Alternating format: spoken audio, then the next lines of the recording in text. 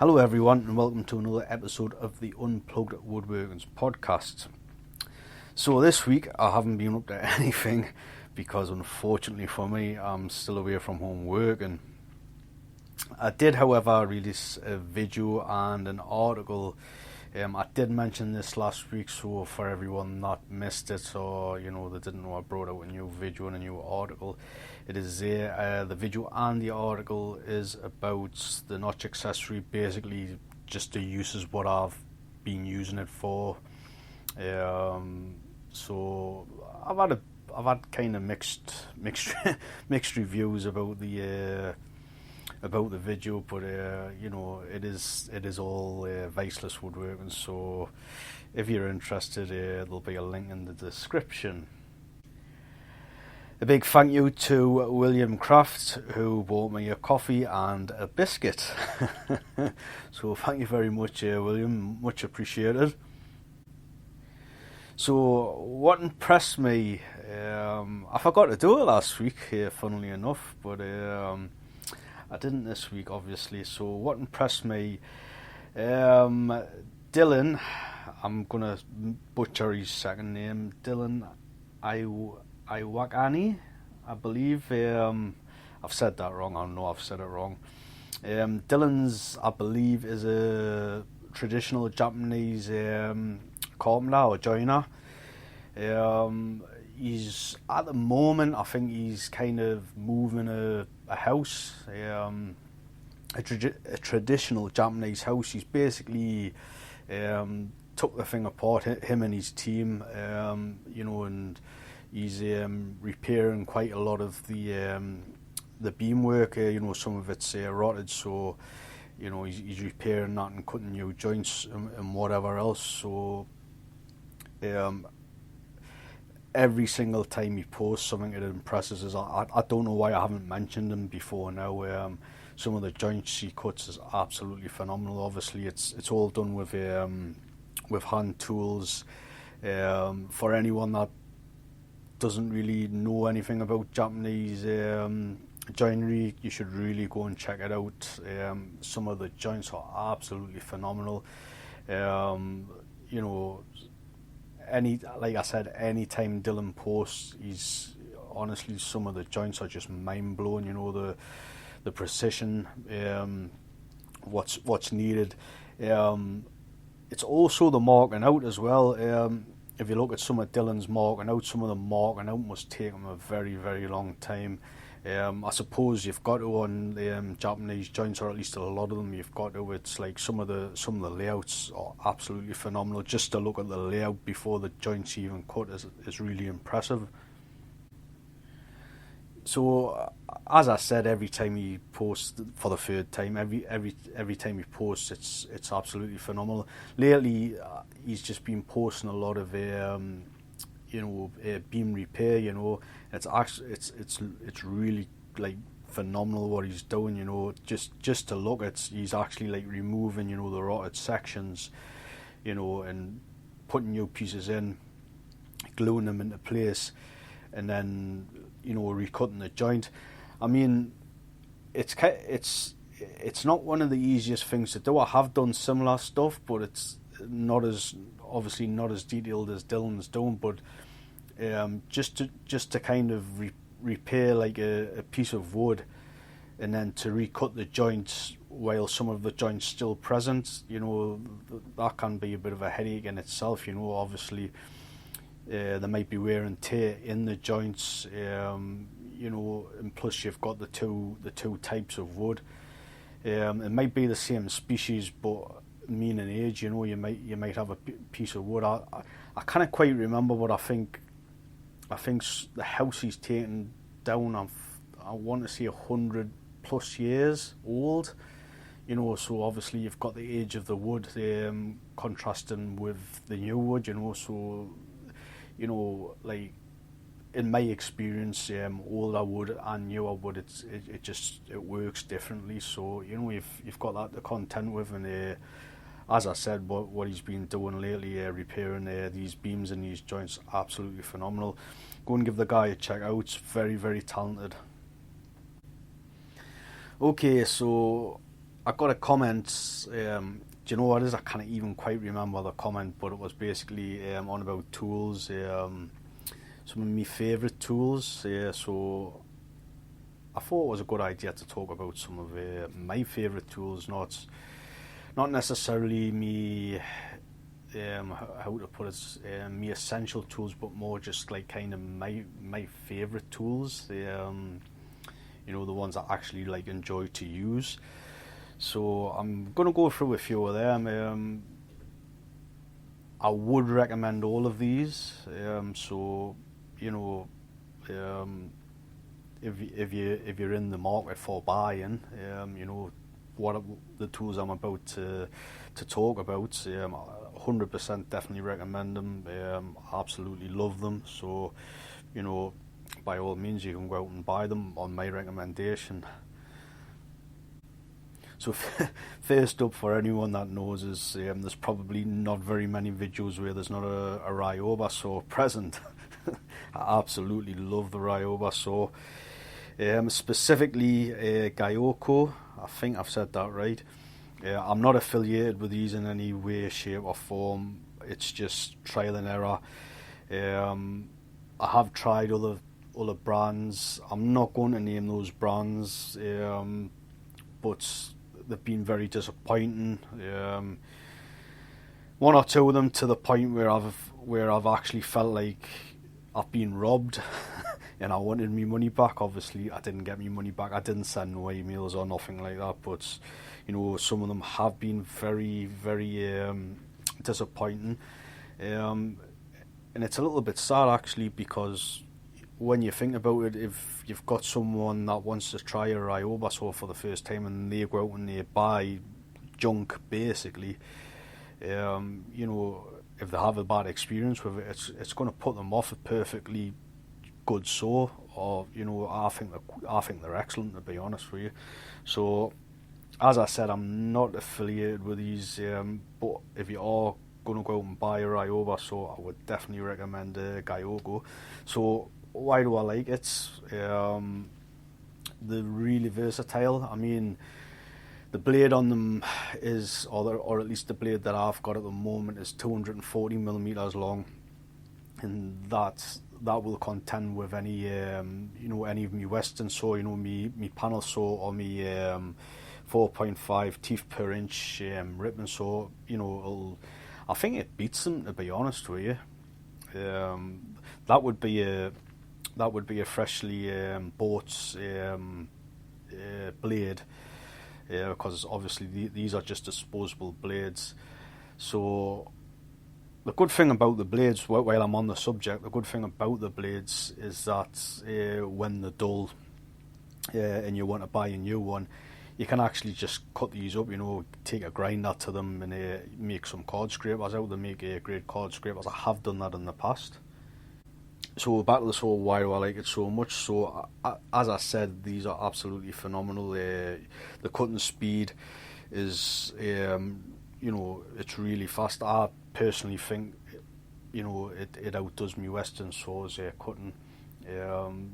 I still use me Western saws occasionally, but 9 times out of 10, I've got a Ryoba saw in my hand. So obviously the thing with the Ryoba saw, you've got the cross cuts, you've got the rip cuts, and I have demonstrated, but not a great deal. I keep on saying I'm going to do a video where I fully demonstrate this, but you can actually cut like circles with these. I did demonstrate this on my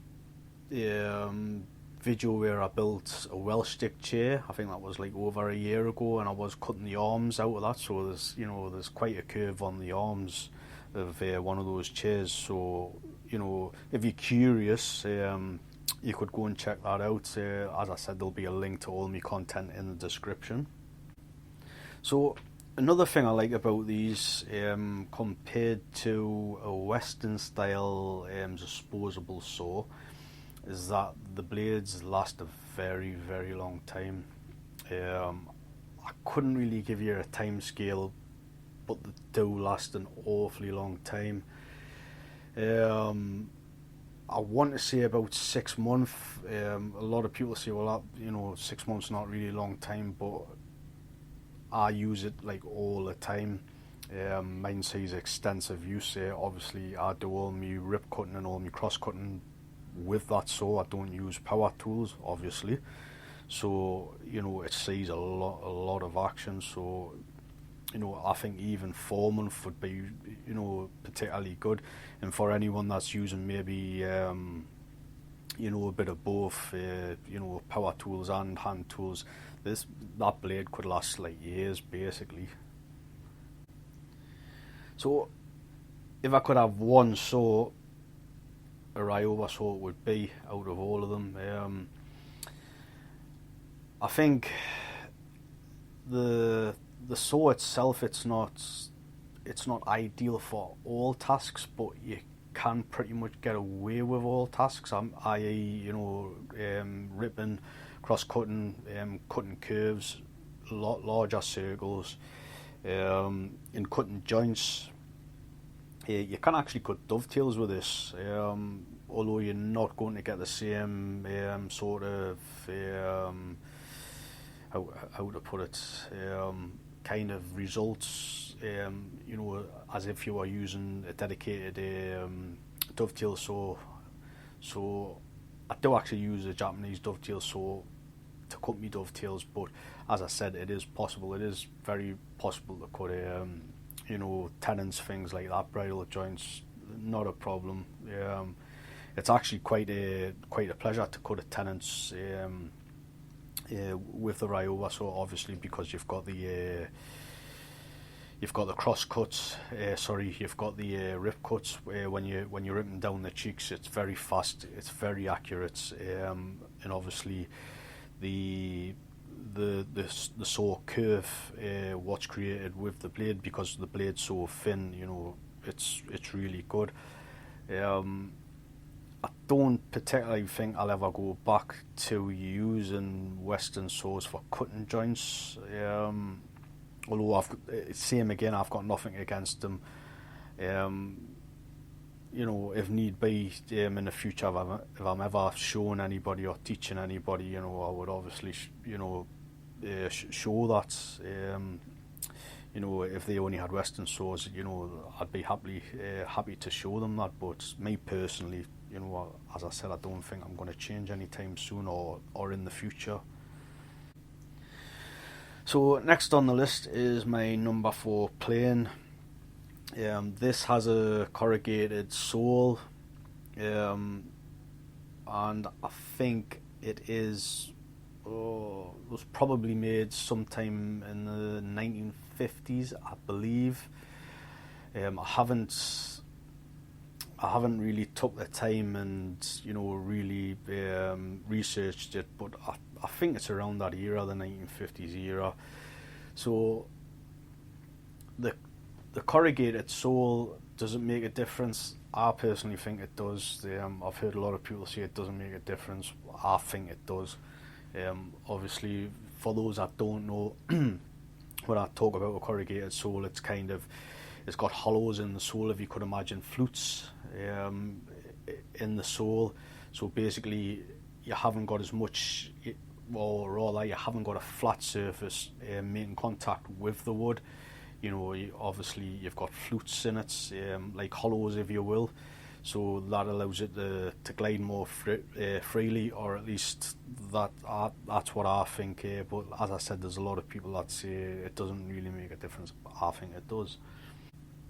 So for anyone that's beginning, or even anyone that's not beginning, I would definitely recommend that you get a hock blade and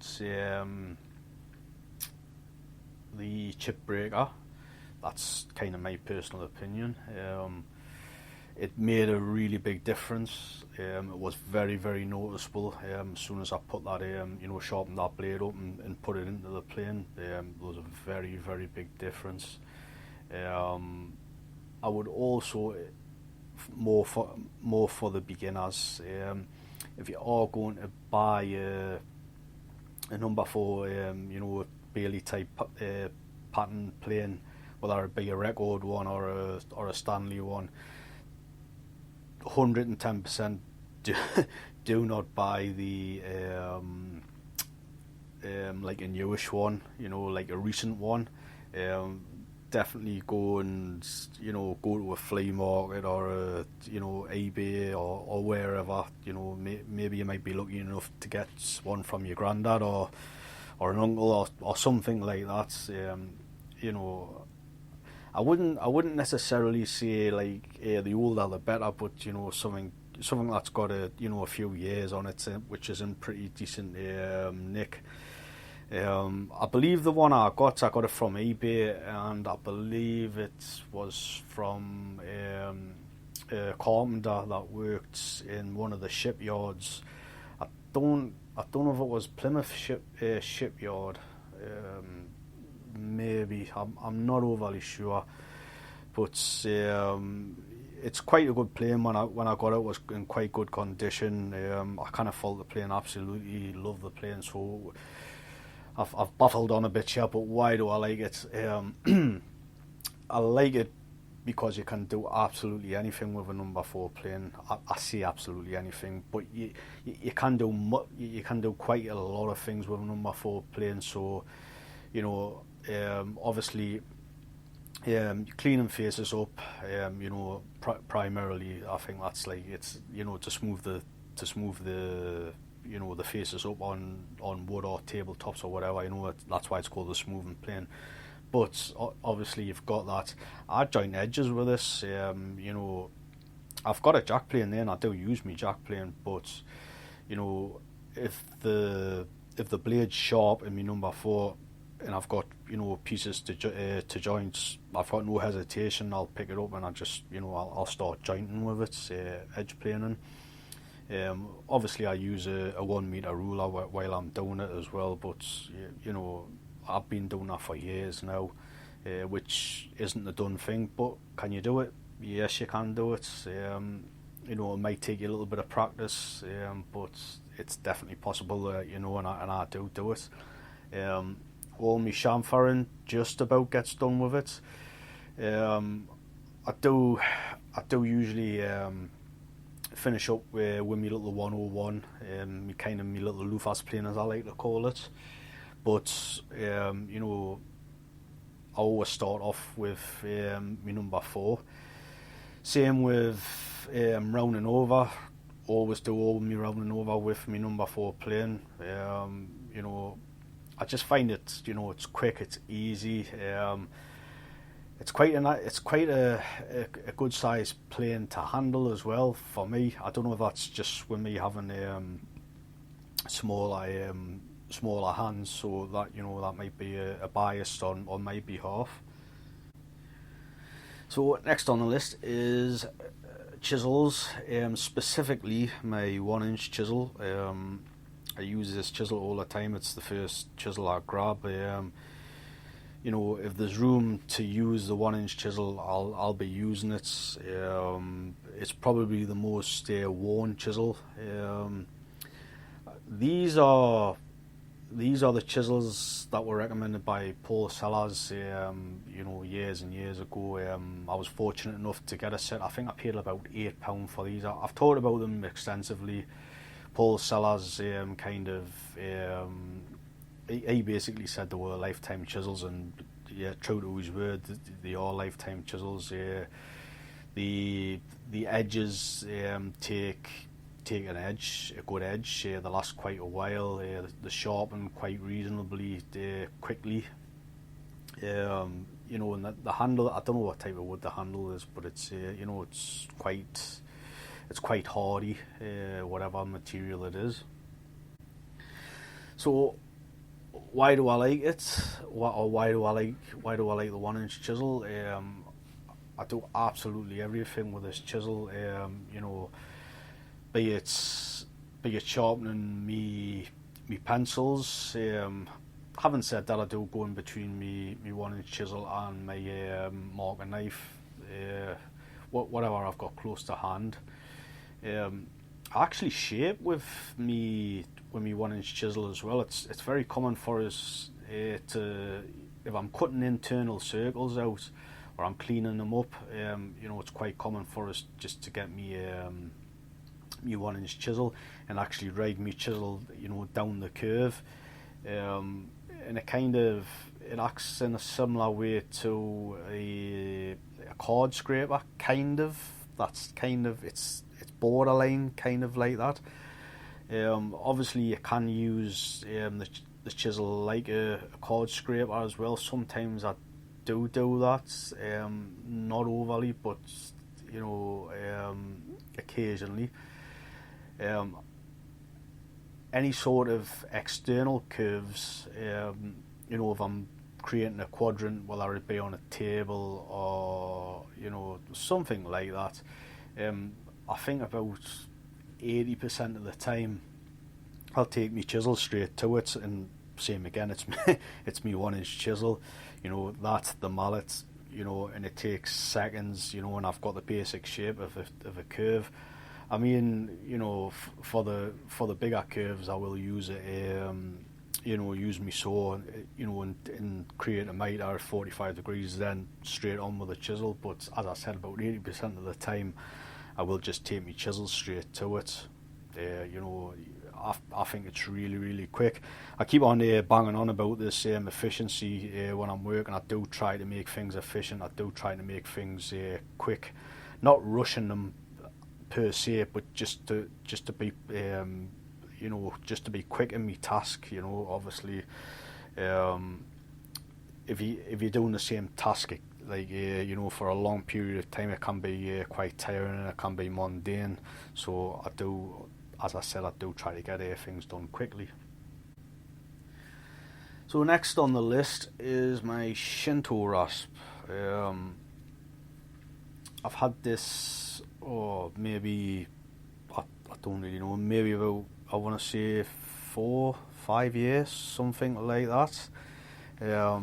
It still feels as sharp as the day I got it, and I use a Shinto rasp absolutely all the time. So for anyone that doesn't know, a Shinto rasp is, if you could imagine, a lot of saw teeth fixed together, basically, in a kind of a mesh, kind of fashion. One side's pretty coarse. I don't tend to use that a great deal, and one side is a little bit finer. That's the side I use all the time.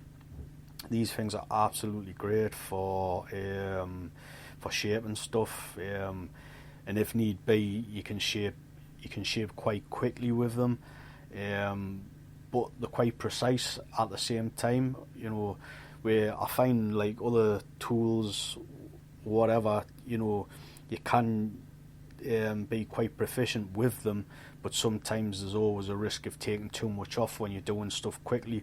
Whereas with a Shinto rasp, I find that you can do things very quickly, but you've still got a lot of control with it, and you're not going to take off too much. If you're a little bit careless or you're going like quite quickly, I think you've still got that control with them.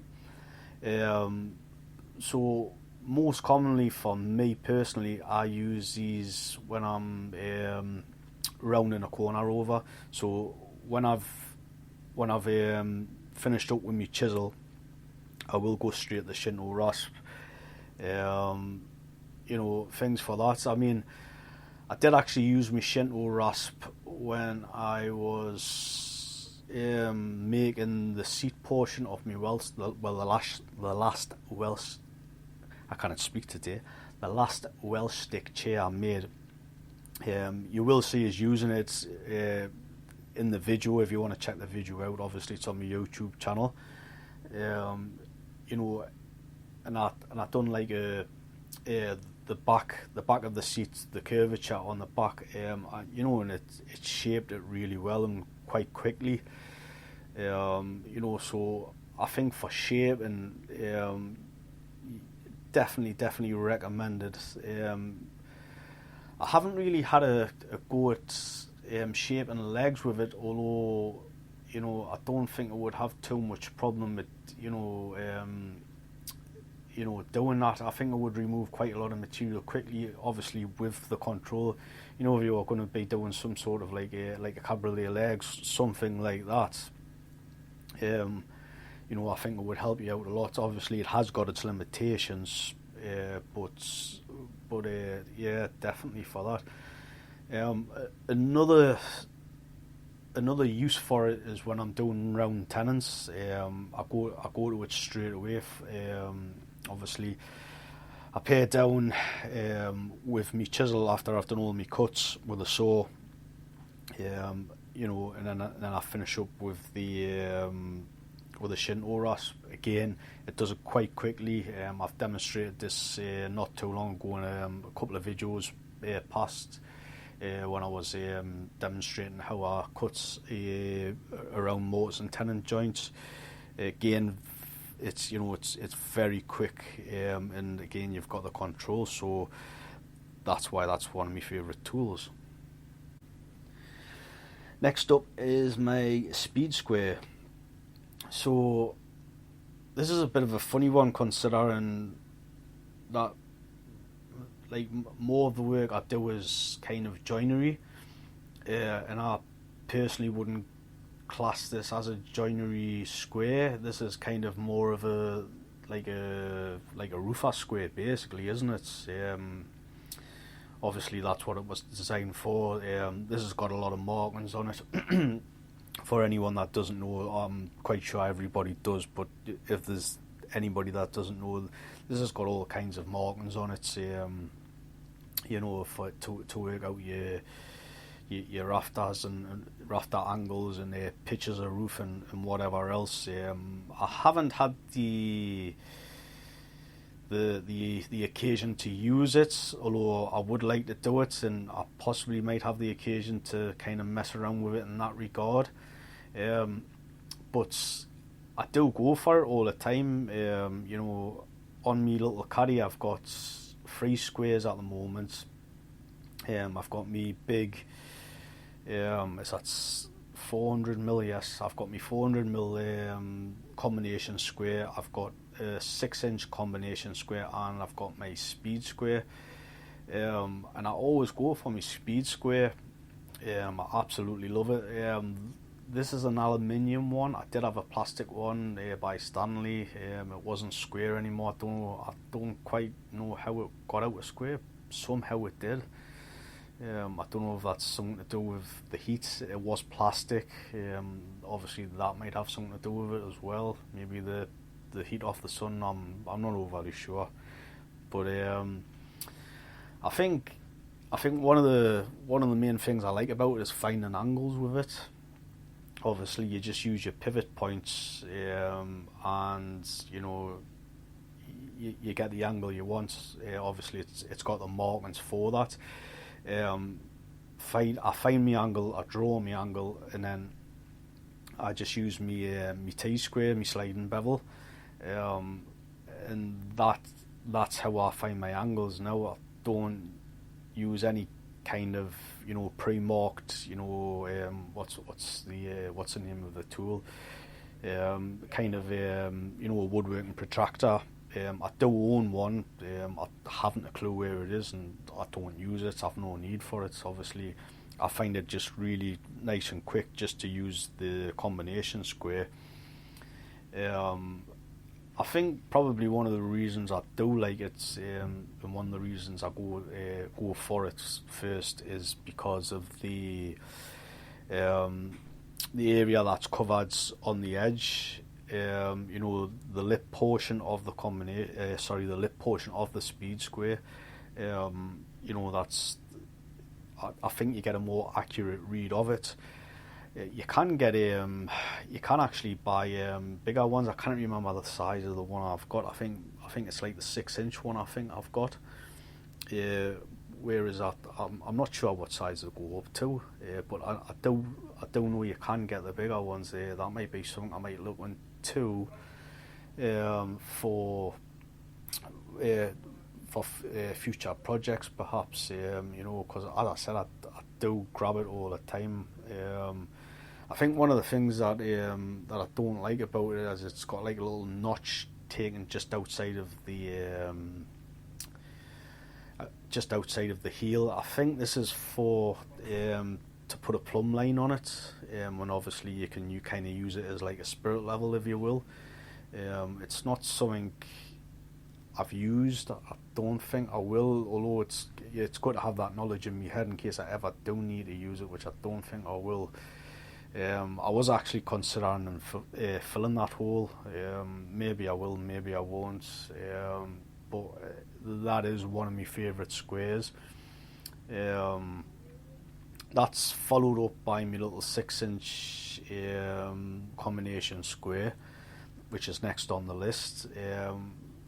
The reason I like this, it's more edge work. I have seen a lot of people just use the normal 300mm combination square. You know, they just use it for everything, whereas I really like to use the